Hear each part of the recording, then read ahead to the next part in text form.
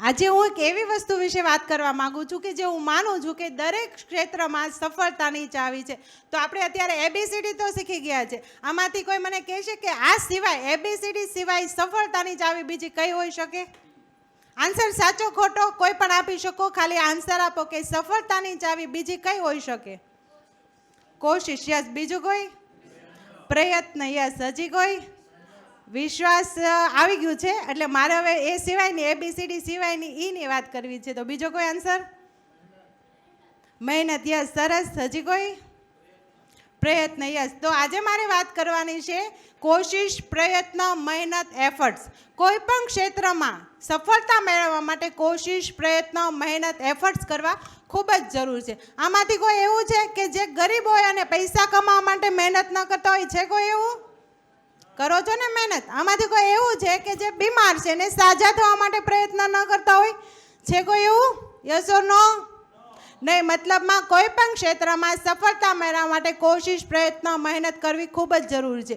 ઘણીવાર નિષ્ફળતા મેળવ્યા છતાં પણ જો સતત પ્રયત્ન કરવામાં આવે તો સફળતા ચોક્કસપણે પ્રાપ્ત કરી શકે છે. પ્રયત્ન એ છે કે જે ચેમ્પિયનને સામાન્યથી અલગ કરે છે. કોશિશ, પ્રયત્ન, મહેનતના વધારાના કલાકો, પ્રેક્ટિસના વધારાના કલાકો અને મહેનતનું વધારાનું પાનું, અભ્યાસનું વધારાનું પાનું એ આપણને મહેનત કરવા માટે, કોશિશ કરવા માટે પ્રેરે છે. પ્રયત્ન એ છે પ્રયત્ન એ પેટ્રોલ વગર પ્રતિભા, પ્રયત્ન વિના પ્રતિભા નહીં, એ પેટ્રોલ વગરની કાર જેવું છે, નકામું છે.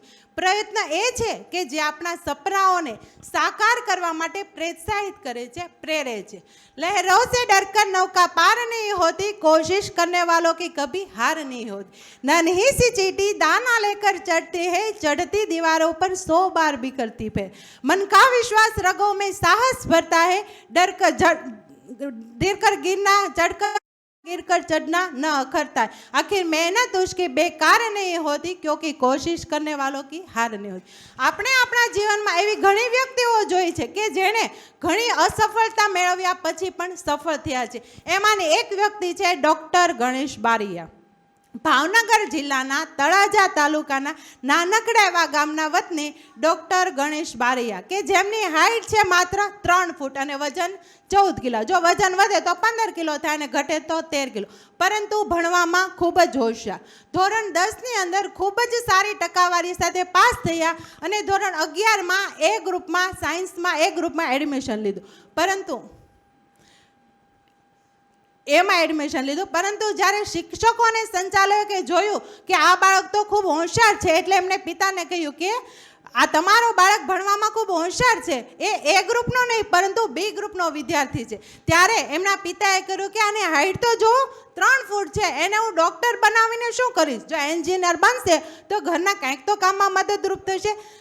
તેથી શિક્ષકો અને સંચાલકોના કહેવાથી ગણેશનું એડમિશન લીધું બી ગ્રુપમાં.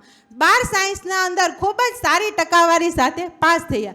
નીટની એક્ઝામમાં પોતાના 72થી 80% હેન્ડીકેપના રિઝલ્ટ સાથે સમગ્ર ગુજરાતમાં 3જા નંબર આવ્યા. તેમ છતાં જ્યારે સાયન્સમાં મેડિકલ કોલેજમાં એડમિશન લેવા ગયા ત્યારે મેડિકલ સાયન્સ રિસર્ચ સેન્ટરે ના કહી દીધી, તમારી હાઇટ ઓછી હોવાને કારણે તમે ડૉક્ટર બની શકશો નહીં. મિત્રો, આજના નાના બાળકો કે જે ઘરનો દરવાજો ખખડાવતા પણ ડરે છે, એની જગ્યાએ 3 ફૂટના બાળકે હાઈકોર્ટનો દરવાજો ખખડ્યો કે કહ્યું, જજ સાહેબ મારે ડૉક્ટર બનવું છે. પરંતુ હાઈકોર્ટના જજે એવું કહ્યું કે તમારી હાઇટ ઓછી હોવાને કારણે જ્યારે ઇમરજન્સી કેસ આવશે ત્યારે તમે એ હેન્ડલ કરી શકશો નહીં, એટલે તમે ડૉક્ટર બની શકશો નહીં. મિત્રો, આની જગ્યાએ તો આપણે શું કરીએ કે મેડિકલ કોલેજવાળાએ ના પાડી, હવે તો હાઈકોર્ટે પણ ના પાડી છે, એટલે ઘરના સભ્યો તો ના જ કહી દેવાના છે કે ભાઈ રહેવા દે, આપણે ડૉક્ટર નથી બહેન. મિત્રો ના પાડશે. પરંતુ આ ગણેશે પોતાનો પ્રયત્ન શરૂ રાખ્યો અને છેલ્લે હાઈકોર્ટનો દરવાજો ખખડાવ્યો. જજ સાહેબને કહ્યું કે જજ સાહેબ મારી હાઇટ ઓછી છે, પરંતુ સમગ્ર ગુજરાતની અંદર નીટની એક્ઝામમાં મેં 3જો નંબર પ્રાપ્ત કર્યો છે અને મારે ડૉક્ટર બનવું છે. તેથી છેલ્લે સુપ્રીમ કોર્ટે એવો ચુકાદો આપ્યો કે આ બાળકને ડૉક્ટર બનતા કોઈ રોકી શકશે નહીં. મિત્રો, જ્યારે ગણેશને મેડિકલ સાયન્સ કોલેજમાં એડમિશન લેવા ગયા અને ત્યારે ના પાડીને જો એ બેસી રહ્યા હોત ને તો આજે ગણેશ સમગ્ર ગુજરાત સમગ્ર વિશ્વમાં માત્ર ઓછી હાઈટ ધરાવતી વ્યક્તિ તરીકે ઓળખાય, પરંતુ નહીં, એમણે એની કોશિશ, મહેનત, પ્રયત્ન અને એફર્ટ્સને કારણે આજે સમગ્ર વિશ્વમાં સૌથી ઓછી હાઈટ ધરાવતી વ્યક્તિ તરીકે ઓળખાય છે. તો મિત્રો, આ મહાન સિદ્ધિ મેળવવા માટે મહાન કાર્યો કરવા ખૂબ જ જરૂરી છે. તો ચાલો આપણે પણ કામ પર લાગીએ અને આપણા સમયને સિદ્ધ કરીએ. Thank you.